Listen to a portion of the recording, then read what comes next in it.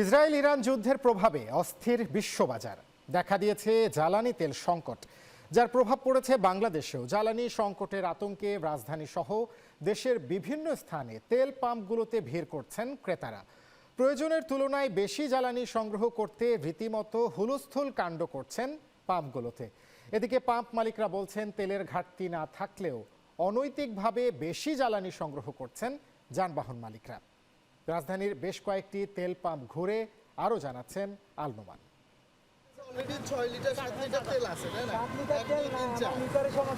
পর্যাপ্ত মজুদ থাকা সত্ত্বেও বাড়তি তেল সংগ্রহের জন্য এভাবেই পাম্পগুলোতে ভিড় করছেন যানবাহন মালিকরা। ফলে নিজেদের সৃষ্টি করা সংকটে নিজেরাই ভুগছেন ঘন্টার পর ঘন্টা। আমাদের গাড়ি থেকে তেল এখন কে দিবে? এটা জবাব কে দিবে? আপনি দেখেন গাড়ির তেল ট্যাঙ্কি দেখেন, মিয়া পাগলের মতো কথা বলেন মিয়া। আপনারা নিজের একটা ক্রাইসিস বানাইছে, আর কিছুই নাই। আসলে এটা আমাদের ভিতরে মনে হয় যে একটা যুগের মতো হয়ে গেছে আর কি, যে যেমন পাচ্ছে। এখন লাস্টে তেজগাঁও আসলাম গাজীপুর থেকে তেলের জন্য। মধ্যপ্রাচ্যে চলমান উত্তেজনার জেরে দেশে তেল মজুদ ফুরিয়ে আসছে, এমন আশঙ্কায় প্রায় দিনই পাম্পে এখন যানবাহনের দীর্ঘ সারি, যার ফলে সকাল থেকে টানা তেল সরবরাহ করতে হিমশিম খাচ্ছেন পাম্পের কর্মচারীরা। তেল আছে মোটামুটি 4 লিটার 5 লিটার আছে। কয়েকটা পাম্পে ঘুরে ঘুরে আসছি, কিছু কিছু পাম্পে একদমই দিচ্ছে না। আমার মনে হয় সামনে তেল পাবো না, এখন বেশি বেশি ভইরা রাখি।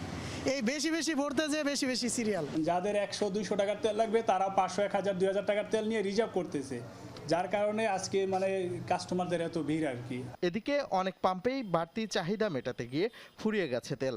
সংশ্লিষ্টরা বলছেন, আতঙ্কিত যানবাহন চালকরা প্রয়োজন ছাড়া বাড়তি তেল নিচ্ছেন। এখন আমরা যে তেল আনছি তাতে তো আমাদের বেচার কথা ছিল কমসে কম 3 দিন, সেখানে একদিন এক রাইতে তেল শেষ হয়ে গেছে।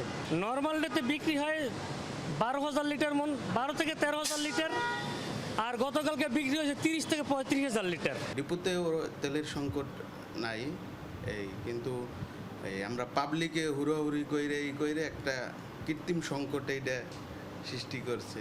আমাদের প্রায় 40,000 লিটার বৃহস্পতিবার ওই বিকেল থেকে এই শুক্রবার আজকে দুপুর পর্যন্ত। কিন্তু হওয়ার কথা ছিল 20,000 বা 22,000। কৃত্রিম সংকট কাটিয়ে উঠতে এরই মধ্যে বাংলাদেশ পেট্রোলিয়াম কর্পোরেশন বিপিসি গ্রাহকদের তেল সরবরাহের লাগাম টেনেছে। এক নির্দেশনায় বলা হয়েছে, একটি মোটরসাইকেল দিনে 2 লিটার এবং ব্যক্তিগত গাড়ি 10 লিটার তেল নিতে পারবে। আল নোমান, চ্যানেল 9, ঢাকা।